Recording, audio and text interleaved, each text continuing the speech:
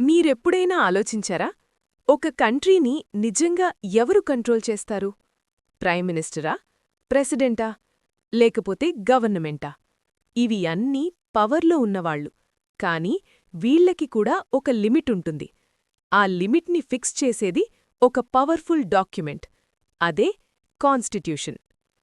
Constitution అంటే ఒక కంట్రీకి బేసిక్ రూల్స్ కాకుండా ఒక నేషన్ని నడిపించే ఫౌండేషన్ సిస్టమ్. ఇది జస్ట్ లాస్ కాదు, గవర్నమెంట్ పవర్ ఎక్కడ స్టార్ట్ అవుతుంది, ఎక్కడ ఆగుతుంది, సిటిజన్స్కి ఉన్న రైట్స్ ఏంటి, వాటిని ఎవరూ కూడా తీసుకోలేరు, మన ఫ్రీడమ్ని ఎలా ప్రొటెక్ట్ చేయాలి. కాన్స్టిట్యూషన్ లేకుండా పవర్ మిస్యూజ్ అవడం ఈజీ. కానీ కాన్స్టిట్యూషన్ ఉంది కాబట్టి ప్రతి ఒక్కడూ లా ముందు ఈక్వల్.